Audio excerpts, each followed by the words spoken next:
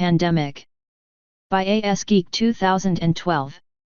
Chapter 25. Quarantine. So how are you holding up? Sadie asked as she sat next to Laura on the sofa. Better than I thought I would, said Laura. I'm worried about what will happen next, but I'm not terrified about it. Well, that's good, isn't it? I want to think so, but it's still weird. I'm less human every day. Shouldn't I be freaking out over this? Have you talked to your mother about how you feel? Sadie asked. I try to, but she's only interested in fixing me, said Laura. I know why she feels that way, and I guess I feel that way, too. I want things to go back to normal, but you want to be acknowledged for who you are now, said Sadie. Something like that. I don't even understand it myself. I think that's why I wanted to listen to that lady yesterday. I wanted to understand. She glanced at Sadie. Do you have family in town? Sadie shook her head, her eyes subdued. All my family is very far away right now. You could say we drifted apart. I haven't talked to them for a long time. Oh, I'm sorry, I didn't know. I miss them terribly, but I feel I'm right where I need to be at this point in my life. Sunny, does anyone understand? Said Laura. I've been reading news reports all morning, and no one can say anything about it. Why is this happening? Is it even a disease? Before Sadie could respond, footsteps rushed down the stairs. Laura, have you seen Bob? Stopped short as he caught sight of their guest. Oh, Bob, this is Sunny, said Laura. The woman I told you about. Sadie smiled. Hello, Bob. Hi, said Bob in a distracted voice. Laura, where's Mom? I really have to talk to her. She's in the kitchen, said Laura. Thanks. Nice meeting you, Bob said before rushing off. Sadie watched him go. Does he not have this? He was the last to get the flu, said Laura. Well, that is, if it's related to the flu. The news reports were unclear about that as well. But obviously someone thinks they're related, said Sadie. That's what our doctor said he thought it might be. Your doctor? Laura nodded. Dr. Kevin Connor. Sadie smiled. Really, now? I've heard of him. Hard not to, considering he seems to be the only one without this strange condition. One wonders how he managed it. But to go back to your question, Laura, all I can say is that I've always believed that things happen for a reason. I don't believe in fate or coincidence. Laura's eyes widened. You don't think what that woman said was right? That this is some sort of evolutionary thing? In my view, that's about as good an explanation as any, said Sadie. Maybe I wouldn't have put it in quite the terms she did, but she did have one good point. If this is supposed to be a disease, why don't we feel sick? Yes, that's what I thought. Laura's ears started to swivel. That's what's been so weird about this, and why, Laura trailed off when she heard her mother's agitated voice in the kitchen. Not if I have anything to say about this. Sarah burst into the living room. Sorry, Sunny, I wanted to stop and talk, but something's come up. No trouble at all, said Sadie. Should I leave and come back another time? That might not be a bad idea. But Mom, Laura started to protest. Sadie stood. It's all right. May I exchange phone numbers with Laura? Sadie's moment of distraction had been brief, barely long enough to register with Sarah in her agitated emotional state. Certainly, said Sarah as Bob emerged from the kitchen. It was nice to meet you. Sadie smiled. Same here. Sarah raced up the stairs as Bob wandered over. What happened that has Mom so upset? Laura asked. My mother happened, said Bob in a somber voice. She's on her way to try to take me out of here. Laura covered her eyes with her hand. If we don't have enough to deal with. Jenny sighed, supporting her head with her hand as she turned from her random web surfing and cast a morose look at her Skype window. Her Aunt Eileen's status still remained offline. She had tried sending several messages earlier in hopes her aunt was hiding her online presence, but none had received a reply. Something flickered at the edge of her vision as she started to turn her head away. A different contact had come online, and she stared in surprise. James. A message appeared in her window. You there? Jenny turned more fully towards her monitor. Yes, I'm here. Where else would I be while I'm being forced to stay home like a damn prisoner? How are you doing?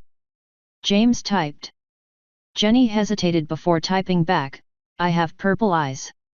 I have the ears. Mom almost fainted. Jenny ran a hand through her wavy pink hair. What should she say? That her sister had fur? That she could no longer stomach the idea of eating meat? That her mother had a full tail? That she was scared? A soft knock at the door startled her. Jenny, I'd like to talk to you for a bit, came Harold's voice. Jenny rolled her eyes. What did I do wrong now? You're not in trouble, but I do need to talk to you about something important. She wanted to protest that she was talking to James, but the conversation was going nowhere fast. She quickly typed out a message, BBL, Dad wants to talk to me about something. She didn't wait for the reply before spinning around in her chair. Fine, come in. Harold opened the door enough to let himself slip inside before closing it behind him. What is it? Jenny said in a less terse voice. Harold started to sit down, winced, then remained standing. Laura told me that you don't remember what happened during the big storm when you were 5. Jenny uttered an exasperated sigh. What big storm? She's complaining to you now about this?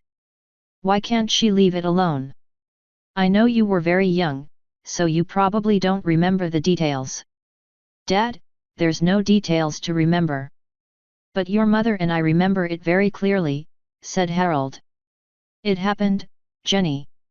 Jenny's eyes darted to the side. Fine, it happened.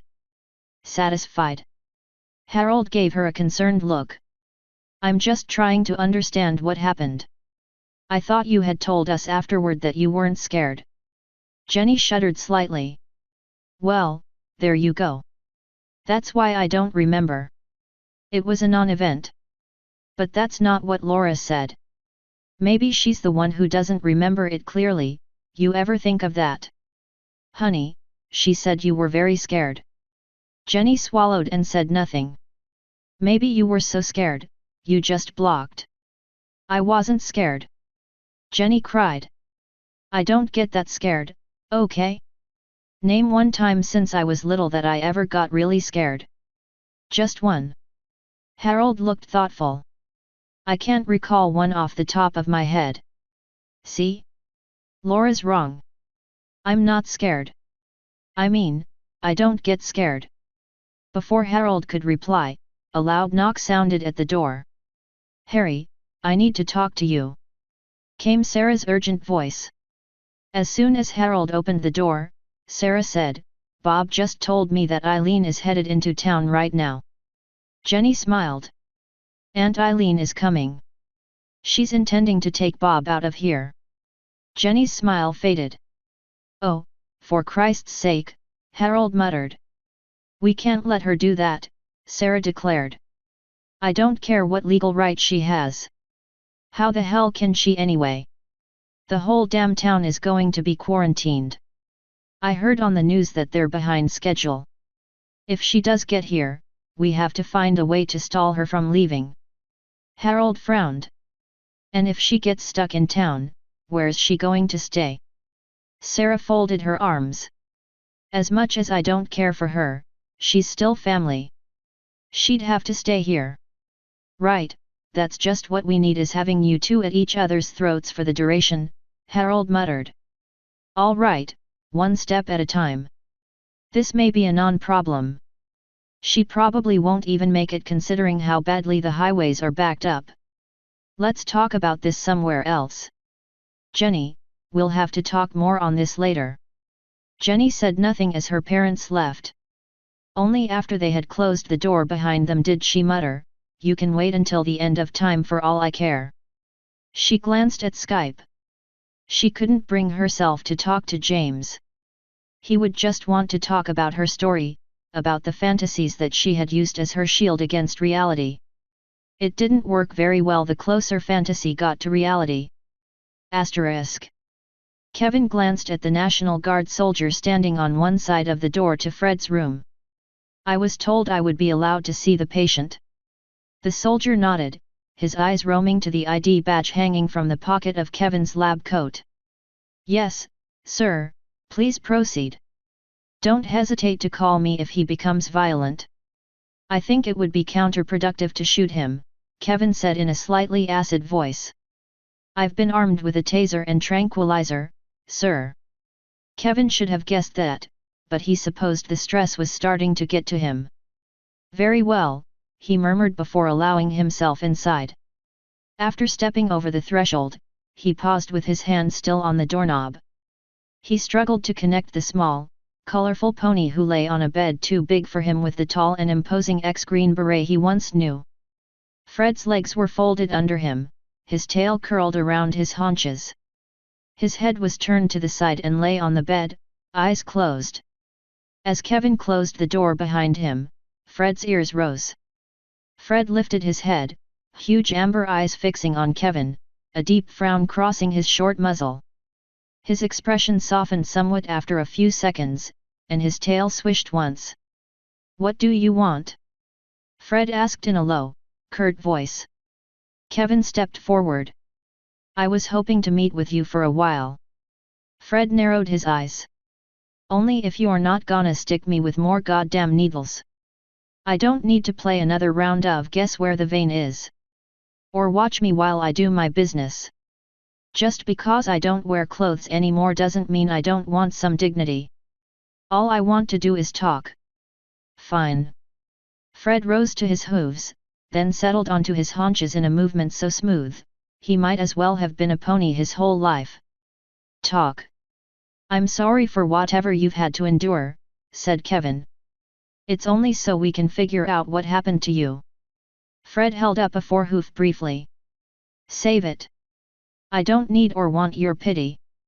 I'll put up with a hell of a lot, but not that." Kevin had not thought it pity, but he decided not to belabor the point. "I'll get right to the point, Mr. Turner. I wanted to talk to you about the little girl."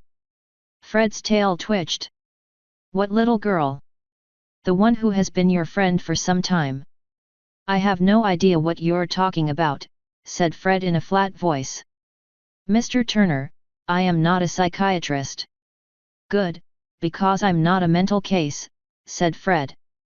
"What if I told you I believe the little girl may be real?" Fred hesitated. His ears drew back. "I'd say you were the crazy one here. This is not a test of your mental health. It doesn't need to be tested." Fred snapped. "Only a delusional fool believes that a little girl followed him home from overseas and didn't age a single day in the last 20 years. I am no fool." "No, you're not," said Kevin in a low voice. "But maybe you were played for one." Fred's pupils shrank slightly. "Maybe you were fooled into thinking she was a little girl." Fred's gaze narrowed, and his teeth clenched with an alarmingly loud grinding noise. He hopped off the bed, landing with a sharp clop of his hooves, and marched up to Kevin. "You listen to me. I feel like I just woke up from a 20-year sleep, like some goddamn Rip Van Winkle. I don't have a marriage anymore, I don't have a career anymore, I don't even have the body I was born with. But now I finally have my head screwed on straight. That's all I have left. No pony is gonna take that away from me. You have your daughter." Fred's frown deepened. "I treated her like crap." "She's been your most ardent defender all this time," said Kevin. "She wanted only what was best for you from the start. She wanted people to treat you with the respect you deserve." Fred's eyes shimmered. "Then why the hell isn't she here? She's sick." Fred's ears drew back. "With what?" "The flu," said Kevin. Perhaps the same one you came down with. Fred's mouth dropped open. If that's the case, and there's any sort of link between it and this transformation, she and a lot of other people are going to have the same thing happen to them. Fred closed his mouth and averted his eyes. I don't know how this happened to me. But maybe that girl does. Fred glared at Kevin. That girl vanished into thin air right in front of me. Does that sound sane to you? I have no idea how I managed to become sane again, but I don't want to give that up. I don't want to give my hallucinations any more power than they already had for so many years. And what if somehow that girl was the least bit real? Kevin said in a firm voice. What if she was behind your transformation? What if she's behind all of this? You're starting to sound like me, or the way I used to be. Not if there's any truth whatsoever to it.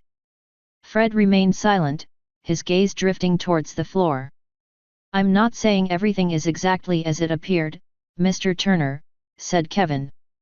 For all we know, she could have been a full-grown woman.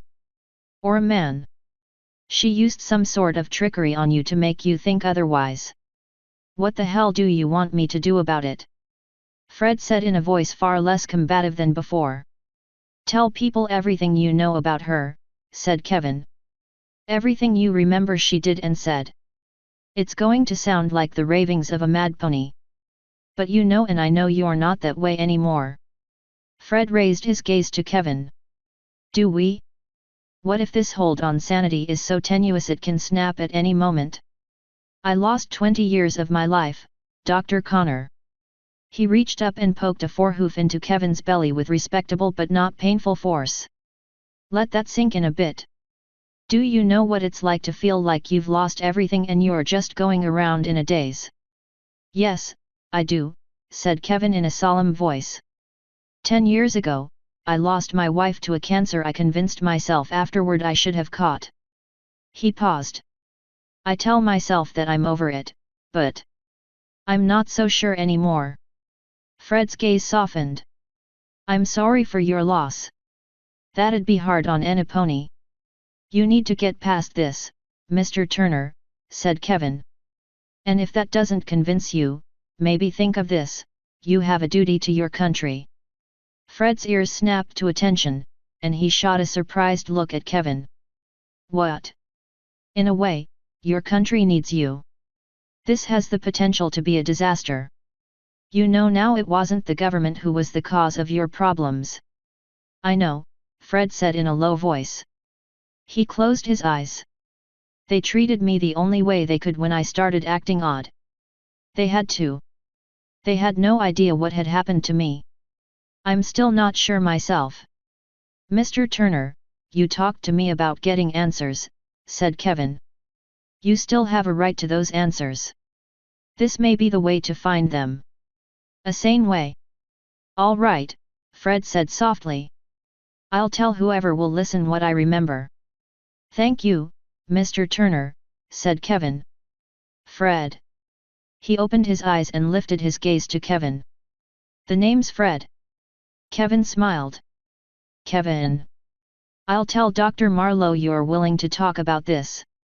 I'll check on you as much as I can, and I'll let your daughter know you're okay. Kevin turned for the door. He heard hoof steps follow him. Kevin, wait. Kevin turned back around. You should know, said Fred. When you and Janet talked to me over the intercom, the girl prompted me into asking you those questions about how you remained immune to this. Kevin stroked his beard. Did she, now? I thought she was just trying to make me distrust you again. Janet was right. I had started to come around. I wanted to believe you. I wanted to trust you. Then I would say you were starting to become sane again long before now. Fred let out a slow breath. I hope so, because my head is the only thing that's sane about the world right now. Asterisk. Eileen's friend Sam gripped the wheel tighter and uttered an exasperated sigh as the traffic on I-70 once more came to a complete standstill. Eileen, we better reconsider this. We've already had this discussion. Eileen snapped. We've been on the road for hours now and we're not even halfway there. If they really did put that town under quarantine, I am not going to be separated from my son. Even if I can't get him out of that town, I can at least get him out of that house so he doesn't catch this." Sam frowned. "And you think I want to catch this myself? You can stay in the car the whole time," said Eileen. "If I really can't take him out of town, then you can just drop me off and go back to Denver." She looked at him. "You still want that date with me?" Sam hesitated. "I'm not so sure now." "Oh, bullshit. You wanted in my panties the moment you saw me." "Eileen," Sam protested. "Well, am I right?" Sam paused. "Maybe," he muttered in a low voice. Eileen smiled faintly. She had almost hoped he would deny it, that maybe once she had found a guy that was interested in more than just a roll in the sack. She thought if he was willing to do this for her, maybe he was a cut above the guys she usually met. "Then keep driving." Sam caught an odd movement up ahead. A car had pulled out onto the shoulder and was heading slowly away. A state patrol officer walked up to the next vehicle. He conversed with the occupants briefly and stepped back. That vehicle also pulled out. Eileen leaned forward. "The fuck? I think this is the end of the line," said Sam. "There's an exit a half-mile ahead. I bet they're clearing the road." "No fucking way. We can tee." Eileen quieted as the car ahead pulled out and the officer walked over to them. He gestured for her to roll down her window.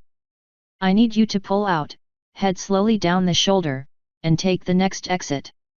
"We can't do that," said Eileen. "We have to keep going." "Ma'am, I-70 is closed just west of here," said the officer patiently. "You need to get off at this exit, cross over, and head back the other way." "All right, officer," Sam started. "No, this is bullshit," Eileen growled. "We need to get to Lazy Pines." The officer adjusted his hat. "Ma'am, I wouldn't advise that at all. My son is in that town," Eileen cried. "And last I looked, I have a constitutional right to travel anywhere I damn well please in this country." The officer considered. "All I can tell you is to try to contact the officials in town about your son. But in any case, I need you off this road so we can clear it for emergency vehicles. Good day." The officer stepped back and gestured for them to move, clearly calling an end to any further discussion. Sam pulled the car onto the shoulder and eased forward. "We're not heading back to Denver," Eileen declared. "You heard what he said," said Sam. "I don't give a shit. No one is keeping me away from my son." "Then you might have to do it yourself." Eileen glanced up as they passed the exit sign and took out her cell phone. "All right, this is the exit for Empire. You can pick up US 40 here. It leads up and around and through Creming. Then south on 9 would head right into Lazy Pines." "Look, I know US 40, Sam snapped. "It's a hell of a circuitous route. It goes over several tight switchbacks that take forever to traverse." "Yes, thank you for the lesson on Colorado geography," Eileen said sourly. She looked over the map on her cell phone. "Fine, just get me as far partial. You can turn on County Road 3.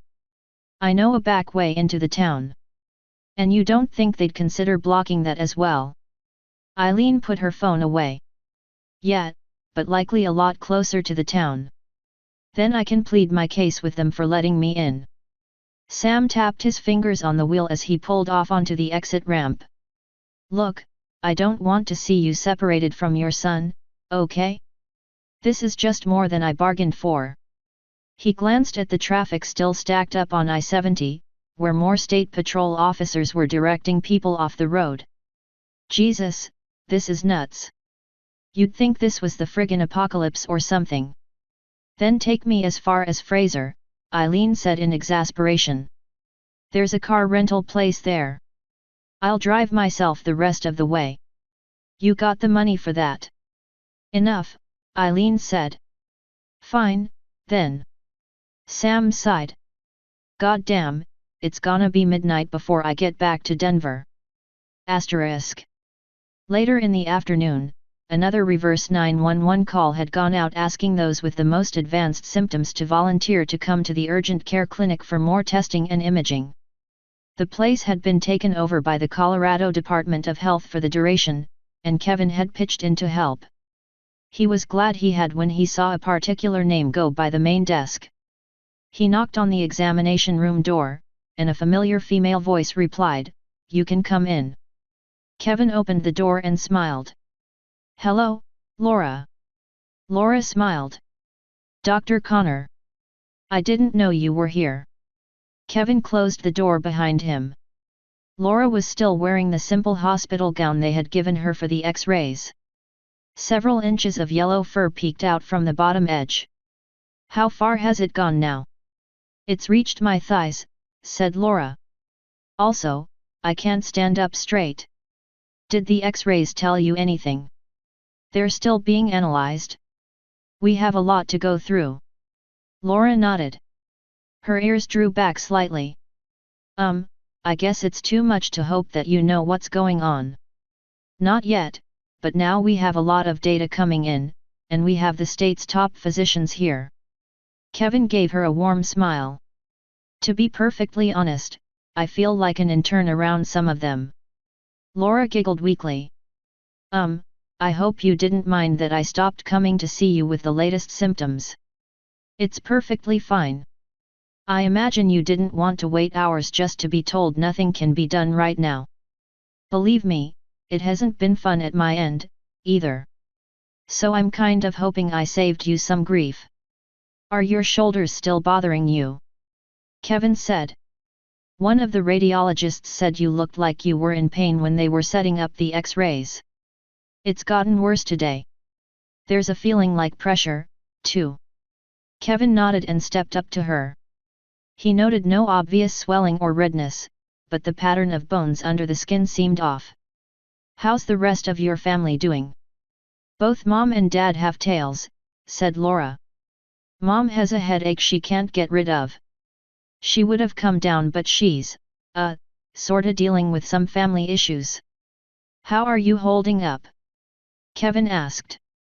"Better, ever since I got a chance to talk to a friend who's about at the same point I am. Her name is Sadie Summers." Kevin smiled. "You mean Sunny? You've heard of her? She's a volunteer at the hospital. I've seen her a few times only in passing, but a lot of the staff know her. They say she's been a big help despite having this herself."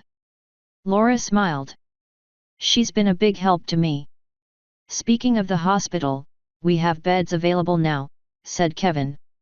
"If you'd feel better going there, please say so." Laura shook her head. "Not until I'm forced to. Being stooped over is no fun, but I can still get around." "I hate to cut this short, but I have a lot more people to see," said Kevin. "Do you have any other questions for me?" "The rumor is that you have Turner in the hospital," said Laura. "That's no rumor. He's been taken into medical isolation." What does he look like?" Laura asked. Kevin couldn't lie anymore, not to the Tanners. He had come to care for them perhaps more than a physician should. He had once been told by his mentor early in his residency that a general practitioner needed a bit of detachment. That was much harder to do in a small town. "Laura, can I ask that you don't repeat this to the general public until we have a chance to issue a formal press release?" Laura swallowed and nodded. "He's a pony," said Kevin. Laura's eyes widened, and her ears flattened. "You mean, see completely? As in four hooves?" "Yes." Laura took a deep breath and let it go slowly. "I should note that he has all his mental faculties, including his intelligence and memories, and he otherwise appears, well, healthy. But he's still a pony," said Laura in a flat voice.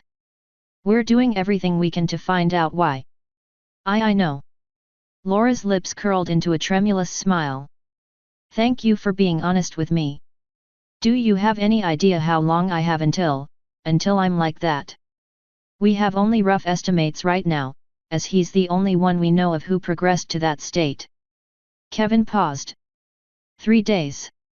Laura nodded quickly. We're going to be setting up shelters for people who have trouble taking care of themselves. Good to know. Thank you. Kevin's heart ached. We have counselors available if... Laura shook her head. No, I'm fine.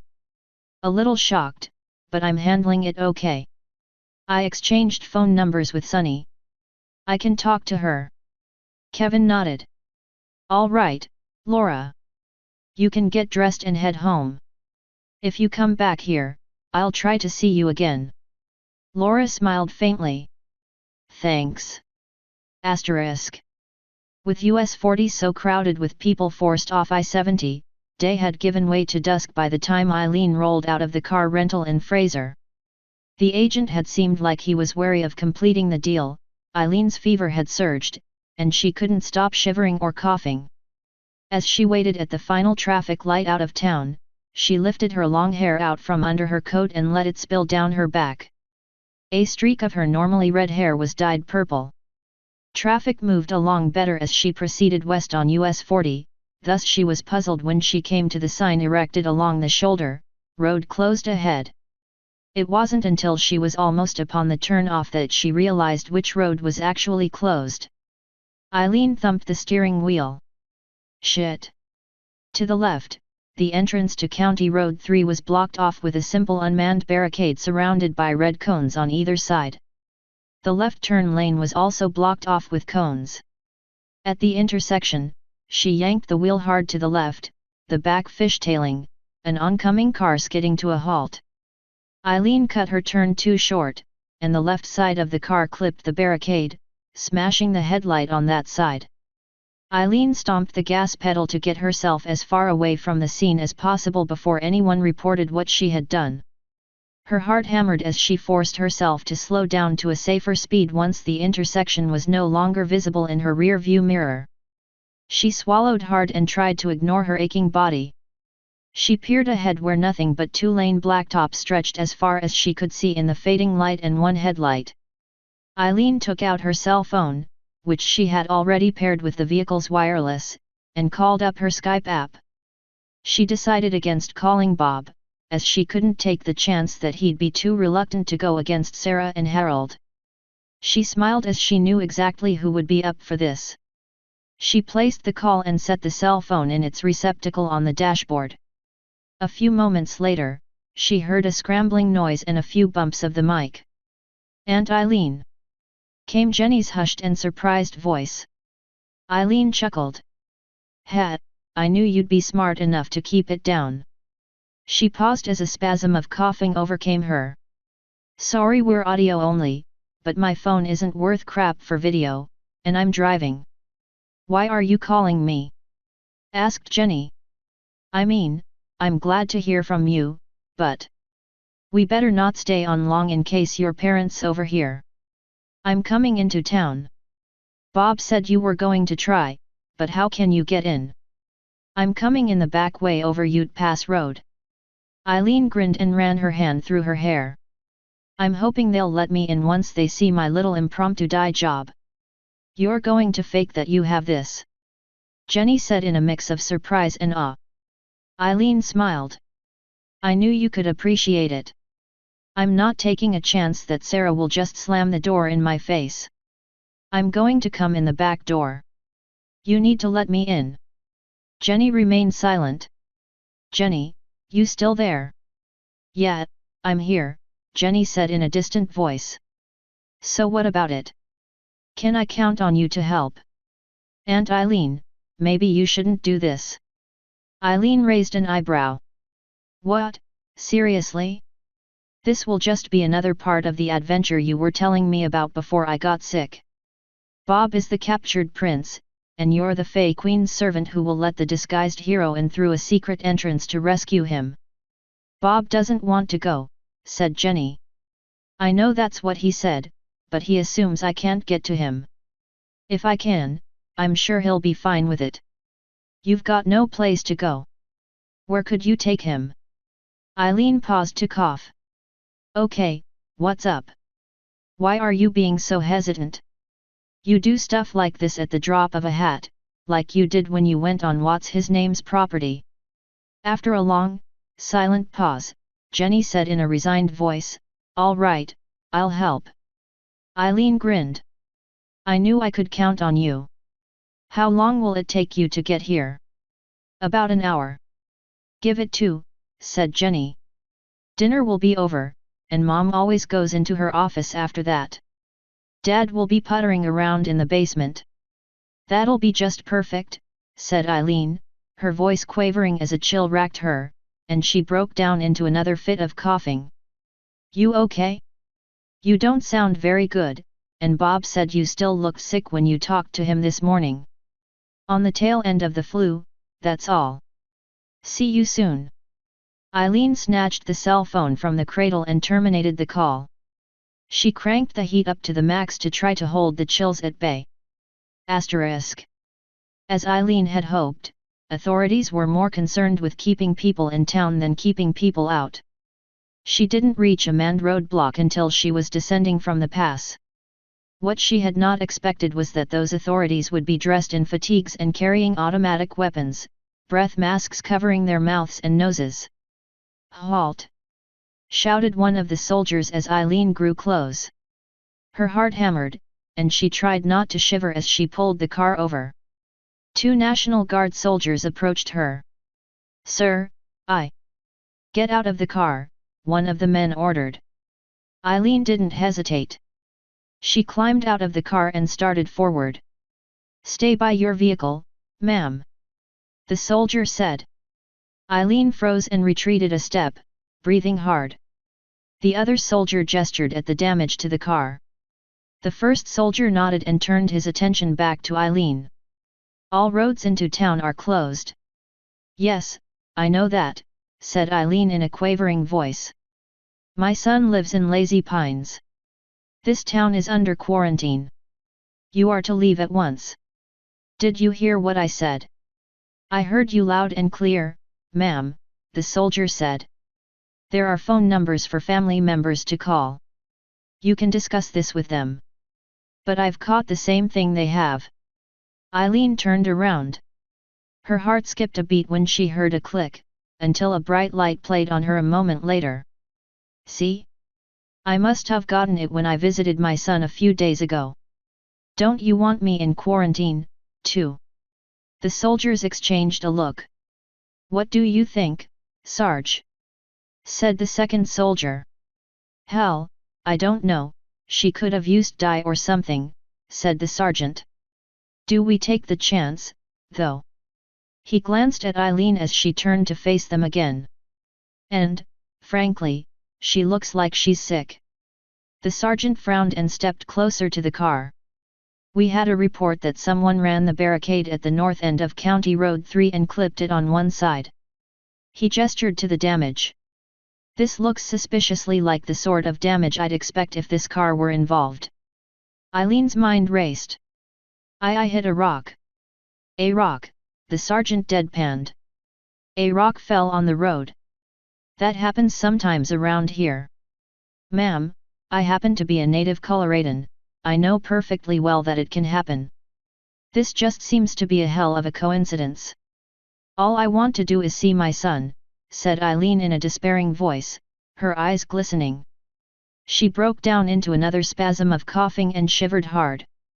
The sergeant paused, his gaze softening somewhat. What's your full name, ma'am? And the name of your son? Eileen McDermott.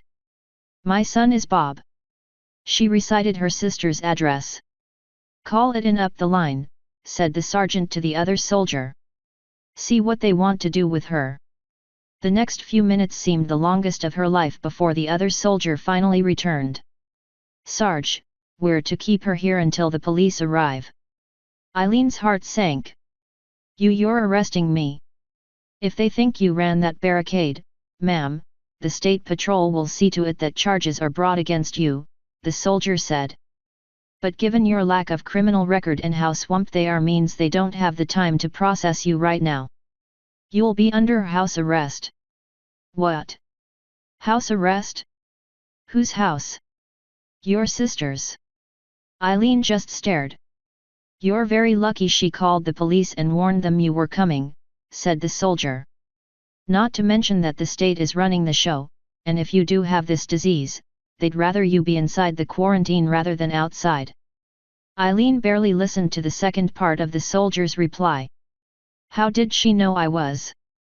She trailed off before saying in a low voice, Jenny told them.